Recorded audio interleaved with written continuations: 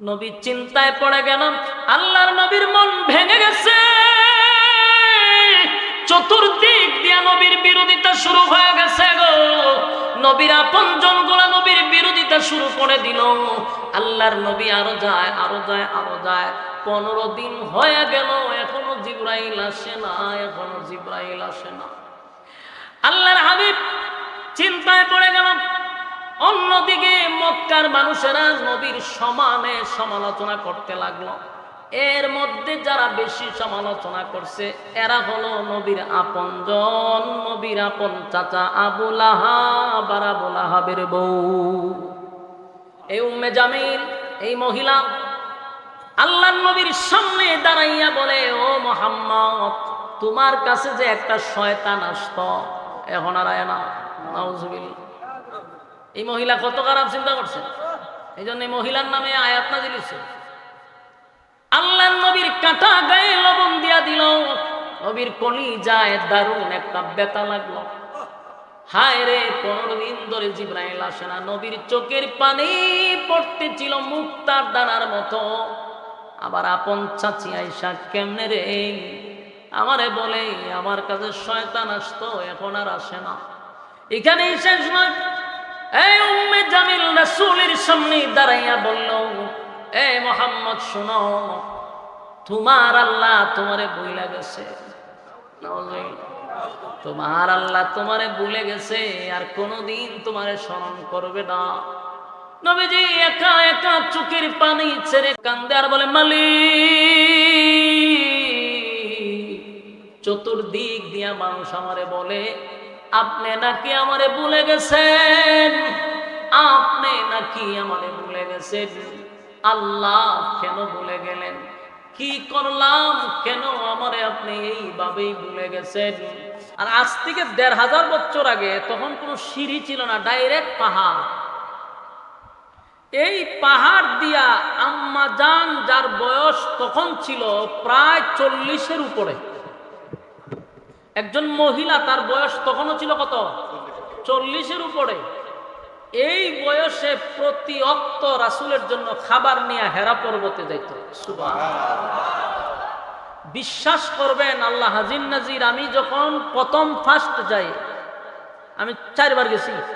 প্রথম যেদিন যায় আর আমার কাছে ইতিহাসগুলো যখন মনে হয়েছে, আমার চোখে পানি এসে গেছে যে আমার মতো একটা ছেলে, আমি উঠতে পারতেছি না, আমার জান বেরিয়ে যেতেছে, পানি খাইতে যেতে আমার কাম শেষ। আম্মা জানের বয়স তো তখনও ছিল 40-এর উপরে, 50-এর কাছাকাছি। এই আম্মা জান রাসূলের জন্য খাবার কিভাবে নিয়ে আসতেন? সুবহানাল্লাহ, সুবহানাল্লাহ। আপনি যখন এই জীবনী পড়বেন আর যখন উঠবেন, এইগুলো ইয়াদ দিলে আপনার চোখে পানি আসবে, যেটা কিভাবে সম্ভব। একজন মহিলা স্বামীর জন্য কত ভালোবাসার মহব্বত, খাবার নিয়ে রাসূলের পাশে বসে থাকতেন, রাসূলকে ডাক দিতেন না, ধ্যান ভাঙতেন না, বসে থাকতেন। হঠাৎ রাসূল পিছনে তাকায় দেখতেন আম্মা জান খাদিজা বসা। সুবহানাল্লাহ। তো হেরা পর্বতে যখন রাসূল বসা, একদিন হঠাৎ করে জিবরাইল আলাইহিস সালাতু ওয়াস সালাম তার পূর্ণ সূরত নিয়ে রাসূলের সামনে আসছে। পূর্ণ সূরত নিয়ে রাসূলের সাথে জিবরাইলের পূর্ণ সূরত রাসূল 2 বার দেখছে। একবার প্রথম হেরা পর্বতে, আর একবার সিদরাতুল মুনতাহা। এই যে হেরা পর্বতে ওনাকে পূর্ণ সূরত দেখছে, জিবরাইল যে কত বড় আমি আপনাদের কেমনে বুঝাই। শুধু একটা এক্সাম্পল দিয়ে বোঝার চেষ্টা করো। পৃথিবীতে কত সাগর আছে না? আটলান্টিক মহাসাগর, প্রশান্ত সাগর, ভারত সাগর, আরব সাগর, মহাসাগর আসেনি? নদী নালা খাল বিল আছে। এই সব সাগর নদীর পানি যদি একত্রিত কইরা জিবরাইলের মাথা ঢেলে দেন, তাও জিবরাইলের সব চুল ভিজবে না। সুবহানাল্লাহ। আরো জোরে চিন্তা করেন, যে আটলান্টিক মহাসাগর পাড়ি দিতে 7-8 ঘন্টা লাগে স্পিডে বিমানে, আর পানি কত গভীরে। প্রশান্ত সাগর আরো বড়। এই পানি জিবরাইলের মাথা দিলে সব চুল ভিজবে না, তাহলে মাথাটা কত বড়। সুবহানাল্লাহ।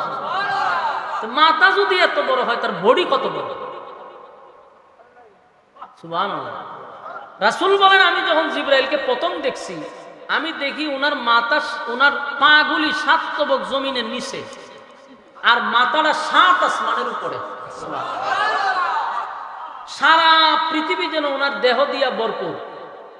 এরকম জিব্রাইল আইসা যখন রাসূলকে বললেন আপনি পড়ুন, রাসূল এই দৃশ্য দেখা উনিও হঠাৎ এই দৃশ্য দেখা উনি ভয় পেয়ে গেছেন।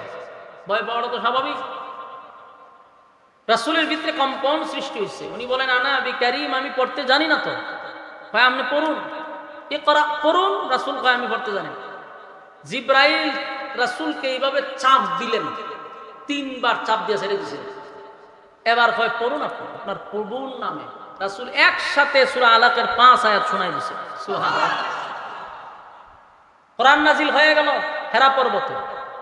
কোরআন এমন একটি গ্রন্থ, এই গ্রন্থের এত লোড, এত ওজন, যে পাহাড়ের উপরে যদি আল্লাহ কোরআন নাজিল করত পাহাড় তুলা হয়ে যেত, তুলা।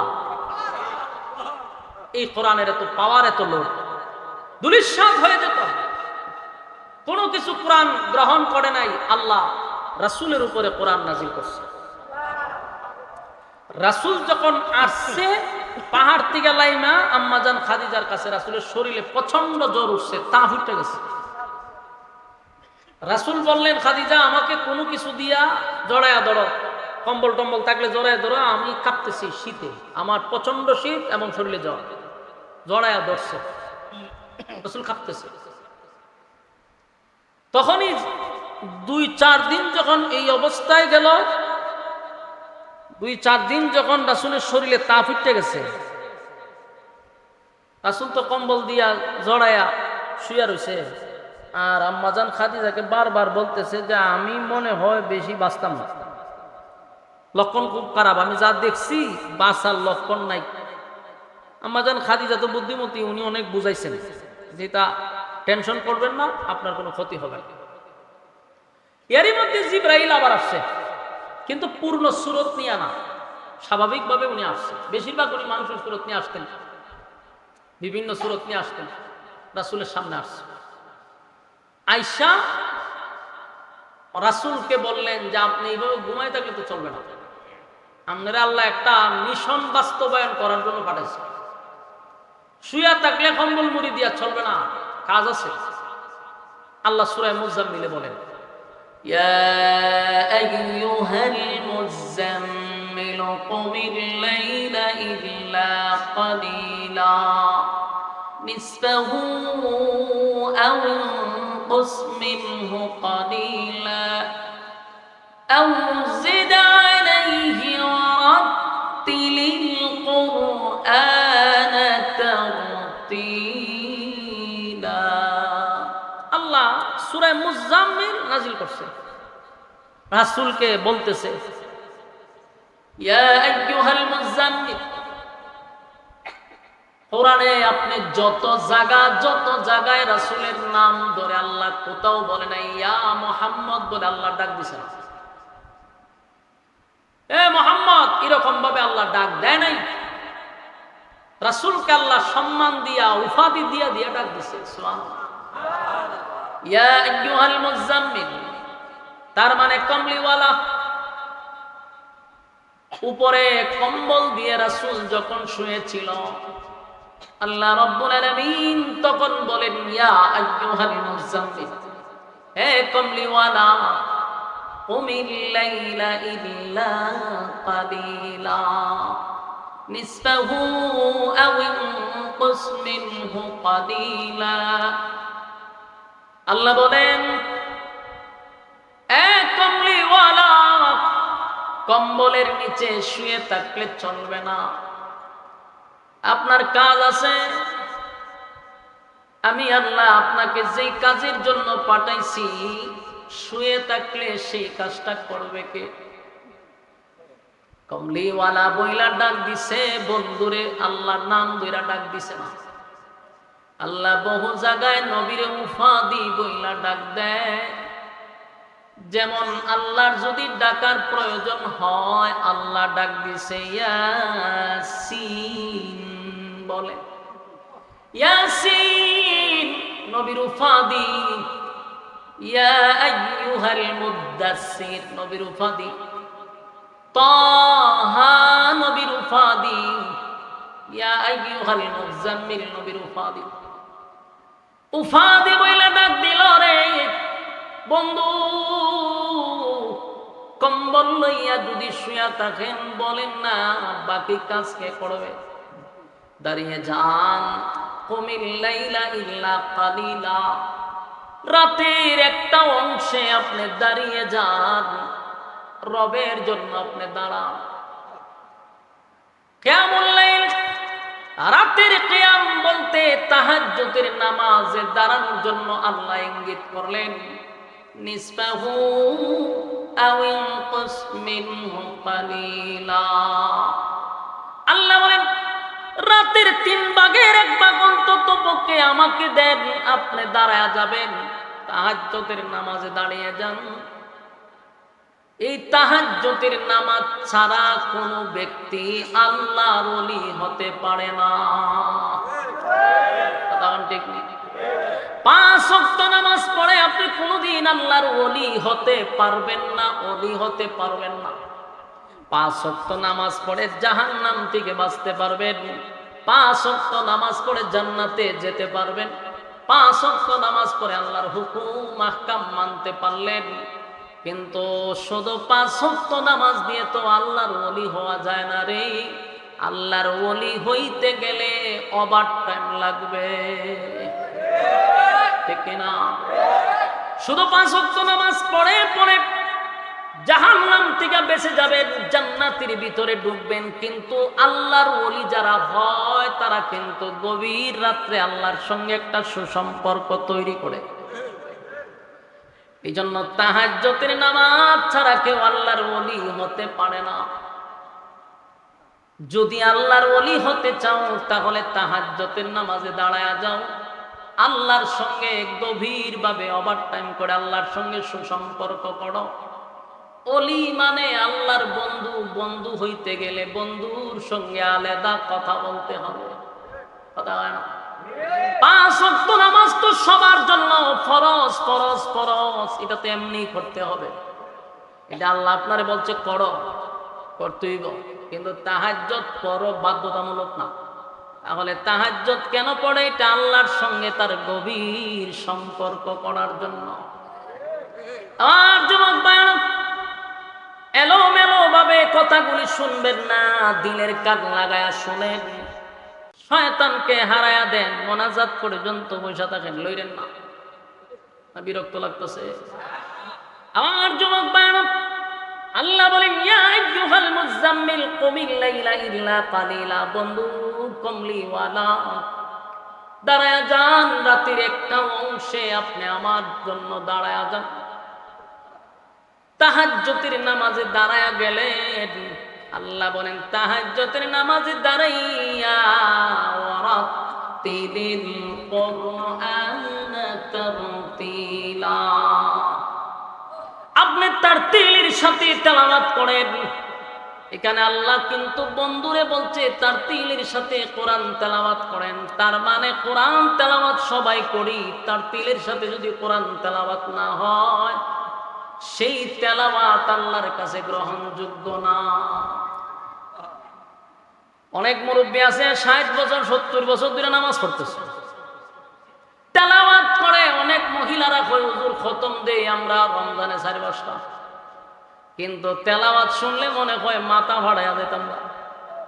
কইতে যে শিখছে, পড়া শুনলে শয়তানও আছে।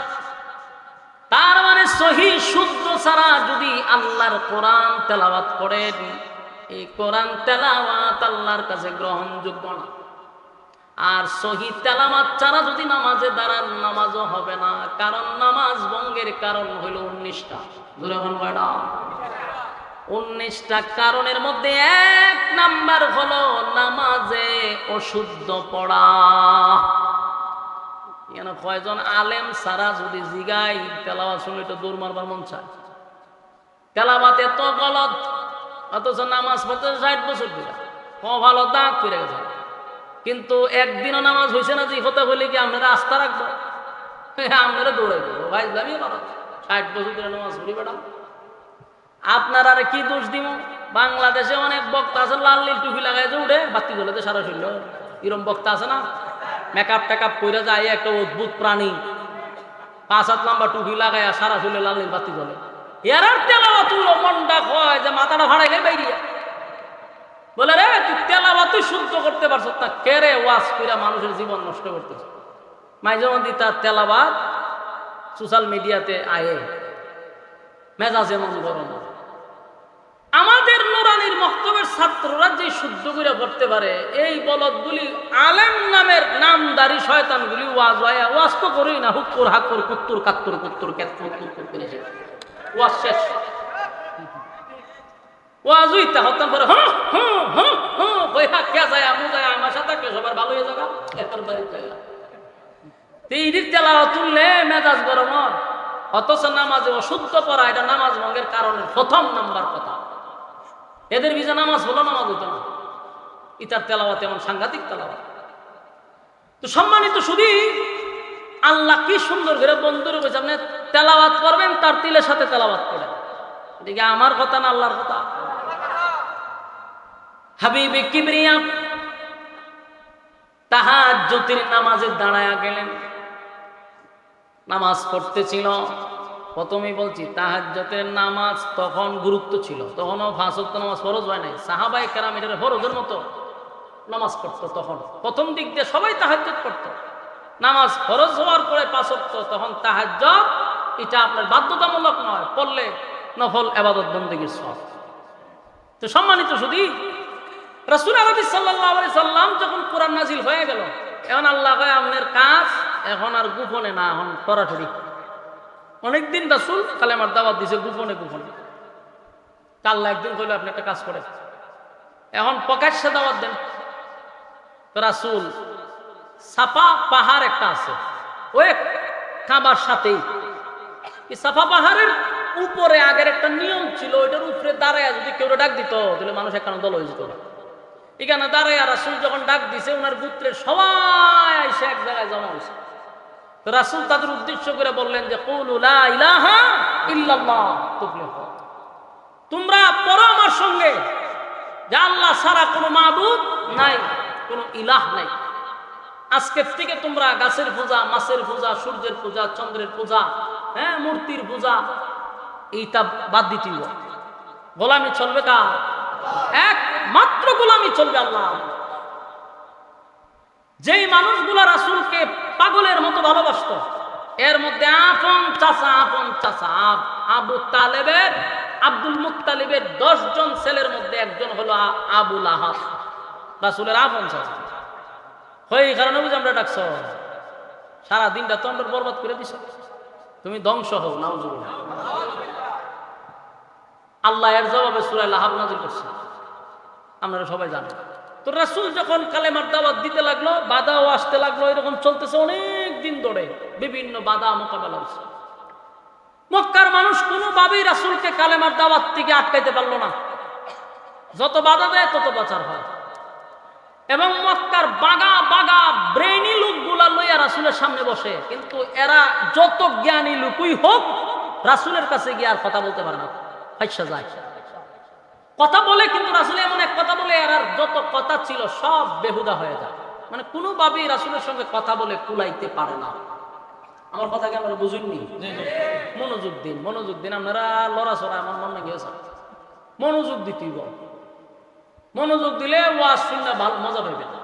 দেখেন এটার এক্সাম্পল হইলো বাংলাদেশে 16 বছর দেখছেন নি যে টক শুধু হইতো, দেখছো 5টা 6টা নাস্তিক বসা থাকতো টক শুতে, আর একজন আলেমরে ডাক দিত। এরা উদ্দেশ্য পরিকল্পিতভাবে এদের চিন্তাই ছিল যে 5 জন নাস্তিক থাকবে, একজন আলেম থাকবে, পরিকল্পিতভাবে আমরা আলেমদেরকে বেইজ্জতি করব জাতির সামনে। কিন্তু এরা জানে না আলেমদের কাছে যে জ্ঞান সেটা আল্লাহ প্রদত্ত। বলুন, আলেমদের কাছে যে জ্ঞান এটা কি? আল্লাহ প্রদত্ত।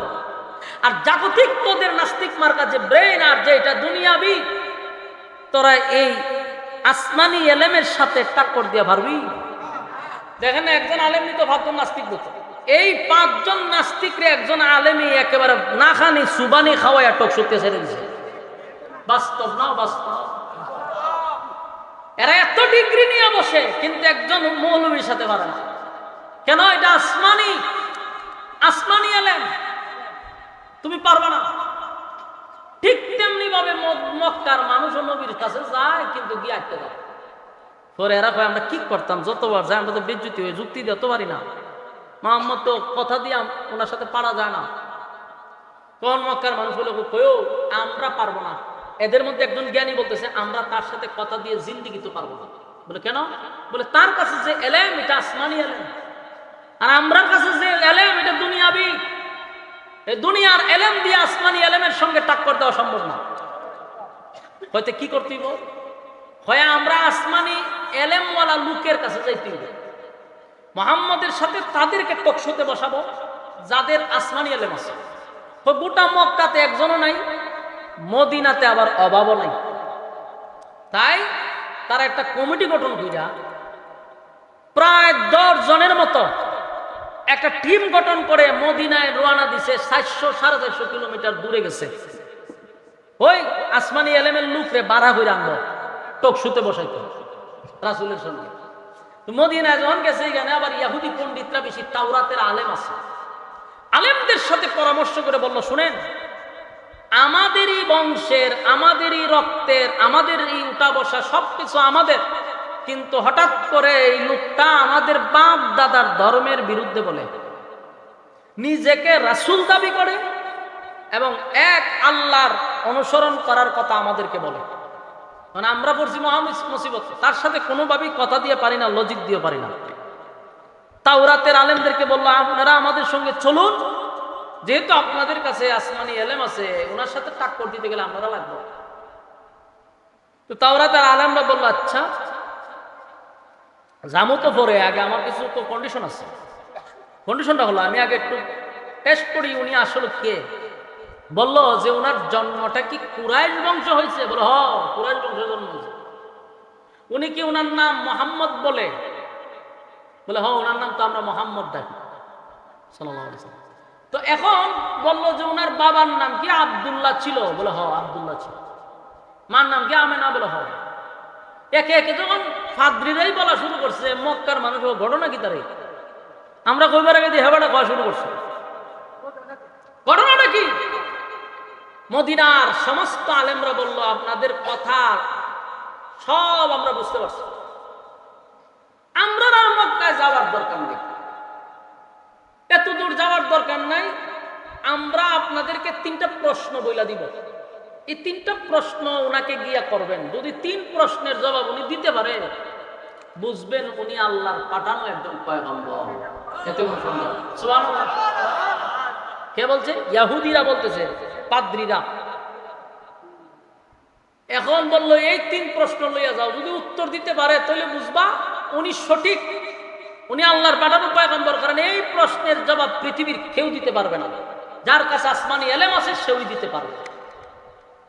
মানে এরা চিন্তা করলো, আমরা এত দূর থেকে এলাম আপনারা নিবার লেগে, আপনারা যে আমরা রুবি বারাবার ছেড়ে দিলেন। ব্যর্থ হইয়া মন খারাপ করে 3 প্রশ্ন লইয়া আবার মক্কায় আসছে। আইয়া আবার একটা মিটিং করছে যে এখন কি করা যায়, চলো যাই। তারা আবার মক্কার বড় বড় লোক লইয়া রাসূলের সামনে গিয়ে দাঁড়াইছে। দাঁড়ায় বললো, কেউ তুমি তো এক আল্লাহর দাওয়াত দাও, বাপ দাদার ধর্মের মধ্যে চুনকালি দাও। আমরাও একটা পর্যায়ে চিন্তা করলাম, তুমি আমাদেরই রক্ত, আমাদেরই বংশের, আমাদেরই বাতিজা, তোমার সাথে বিরোধিতা করে লাভ নাই। তবে আমরা যদি 3টা প্রশ্নের জবাব দিতে পারো, তাহলে আমরা তোমার কালেমা করে ঈমান আনব। কথা বুঝতেছে? একটা কথা ইয়াদ রাখবেন, দুষ্ট লোকের মিষ্টি কথা, যত বেশি দুষ্ট এর কথা বড় মজা। তো এখন করলো কি, মিষ্টি মিষ্টি কথা রাসূলকে বলতে। রাসূল চিন্তা করলো, মক্কার বড় বড় লিডাররা আমার কাছে আসছে, এরা যদি কালেমা পড়ে তো আমার আর দাওয়াত দিতে আর কোনো বাধা নেই। রাসূল খুশি হয়ে গেছে, বলে আপনাদের 3 প্রশ্নের জবাব, কোনো অসুবিধা নাই, আগামীকালকে আইসেন, আমি বলে দিব। এই 3, 4, 5, 10 জন ব্যক্তি বললো, ঠিক আছে আমরা আগামীকাল কাজ। এরা চলে গেছে। রাসূলের ধারণা ছিল, চিন্তা ছিল, সকালে বিকালে জিবরাইল আসে, তা আমি 3 প্রশ্ন লইয়া যাবো, এরা জবাব দিলাম। কিন্তু এদিন সারাদিন আর জিবরাইল আসে না। পরের দিন বিকাল পর্যন্ত জিবরাইল আসে না। এই লোকগুলা আইসা এখন আমাদের 3 প্রশ্নের জবাব দাও করছেনি মজিবত। কারণ রাসূল তো চিন্তা করছে জিবরাইল আসলে বইলা দিব, রাসূল তো নিজের থেকে কোনো কথা বলে না। জিবরাইল বল, আবারও রাসূল বলছে ঠিক আছে আজকে না আগামীকালকে দিব, কিন্তু এদিনও জিবরাইল আসে না। পরের দিন তারা আসছে, রাসূল বলল আজকে না আগামীকালকে বলবো, আগামীকালকে জিবরাইল আসে না। একে একে এক সপ্তাহ হয়ে গেছে, জিবরাইল আর আসে না। 3 প্রশ্নের জবাব রাসূল দিতে পারলো না। আচ্ছা কোন চাই আপনার এই গ্রামের নাম কি? ধরেন না বেড়তলা, বেড়তলার মসজিদের ইমামের কাছে যদি একজন মুসল্লি গিয়ে হুজুর একটা ফতোয়া লই আসলাম কোন চান এটা কিতা, ইমাম সাহেব যদি হচ্ছে ঠিক আছে আমি কালকে জানাবো মুতালা করে লই, আপনি বলবেন যে হুজুরে তোর কিতাব দিকটা আমরা জানাই। পরের দিন গিয়ে যদি ইমাম সাহেবের কোন হুজুর ফতোয়াটা বলে না আজকে হরতাম না আগামী কাল খাইয়েন, পরের দিন গেলেন ইমাম সাহেব যদি বলে আজকেও না কাল খাইয়েন, আপনার মেজাজ গরম হইব নি? আপনি মেজাজ গরম হয়ে কি করবেন? আস্তে কইরা মসজিদে বাইরে আইসা শ্বাসটলো বইবেন, বই এক কাপ চা খাইবেন আর কইবেন আমরার মসজিদের ইমাম সাহেবটা রাখছে হুদহুদি দূর দূর দূর দূর কোনো খামেরই না, ঠিক নেই হুদাহুদি রাখছে। টিফিন বাড়িতে গরম ভাত পাঠায় বেড়া খায়, কামের কাম না, একটা ফটো হলে 3 দিন গেলাম বেড়া উত্তরই দিতে পারলো না। ইমাম সব বিদা করা, এই দেখেন দোকান ফাটে গ্রামে গঞ্জে বেড়া শুরু করেছে ইমামের বিরুদ্ধে। বাস্তব না বাস্তব? আল্লাহর হাবিব 1 সপ্তাহ পর্যন্ত শুধু একটা কথাই বলছে আগামীকাল আগামীকাল, আজকে পারবো না। মক্কার বেঈমানরার মেজাজ গরম হয়ে গেছে। 1 সপ্তাহ ধরে আব্দুল্লাহর পুত্র মুহাম্মদের কাছে 3টা প্রশ্ন লইয়া আসলাম রে, প্রশ্নের জবাব দিতে পারলো না। তার মানে সে কোনোদিন নবী হতে পারে না, নাউজুবিল্লাহ। সে নবী না, 3 প্রশ্নের জবাব দিতে পারলো না, বোঝা গেল উনি পয়গম্বর না। দোকান পাটে বাজারে ঘাটে সব জায়গায়, শহরে বন্দরে সব জায়গায় আমার নবীর বিরুদ্ধে সমালোচনা শুরু করছে, চতুর্দিকে সমালোচনা শুরু করছে। তোমরা জানো নি আমরা 3টা প্রশ্ন লইয়া মুহাম্মদের কাছে গেছিলাম, পারলো না, 3টা প্রশ্নের জবাব দিতে পারলো না। সে নিজের রাসূল দাবি করে, নবী দাবি করে, আজকের পর থেকে তার কোনো কথা তোমরা মানবা না। এমন ভাবে নবীরে অপপ্রচার করতে লাগলো, চতুর্দিক দিয়ে নবীর বিরুদ্ধে আলোচনা সমালোচনা শুরু হয়ে গেছে। আল্লাহর নবী আশ্চর্য হয়ে গেল, আজকে 1 সপ্তাহ ধরে জিবরাইল কেন আসে না? সকালে আসে, বিকালে আসে, সন্ধ্যায় আসে, আজকে 1 সপ্তাহ ধরে কেন রে জিবরাইল আসে না? নবী চিন্তায় পড়ে গেল, আল্লাহর নবীর মন ভেঙে গেছে। চতুর্দিক দিয়ে নবীর বিরোধিতা শুরু হয়ে গেছে গো। নবীর আপনজন গুলা নবীর বিরোধিতা শুরু করে দিল। আল্লাহর নবী আরো যায় আরো যায় আরো যায়, 15 দিন হয়ে গেল, এখনো জিবরাইল আসে না, এখনো জিবরাইল আসে না।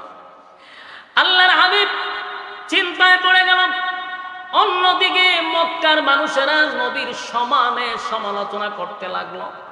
এর মধ্যে যারা বেশি সমালোচনা করছে এরা হলো নবীর আপনজন, নবীর আপন চাচা আবু লাহাব আর আবু লাহাবের বউ এই উম্মে জামিল।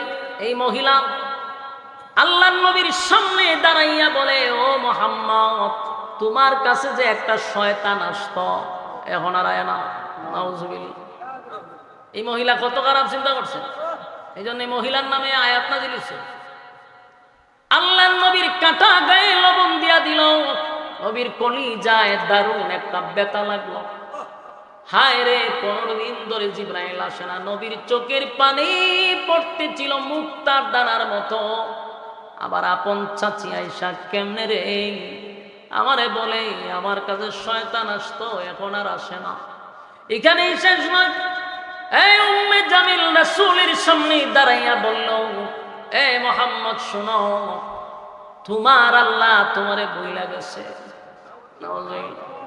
তোমার আল্লাহ তোমারে ভুলে গেছে, আর কোনোদিন তোমারে স্মরণ করবে না। নবীজি একা একা চোখের পানি ছেড়ে কান্দে আর বলে, মালিক,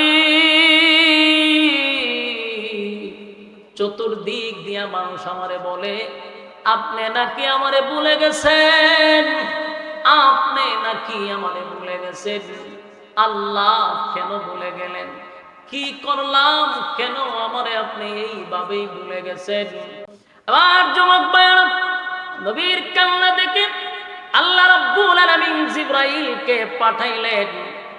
15 দিন পরে জিবরাইল আসছে জমিনে। কতদিন পরে? 15 দিন পরে জিব্রাইল আসছে। আল্লাহর নবীর মনটা বেজার, বেশি খুশি না জিব্রাইলের প্রতি, নবী একটু বেজার। প্রথম আসার পরে আল্লাহর নবী বলেন, জিব্রাইল রে আইলি, আজকে আসলি কেন, 15 দিন আসলি না?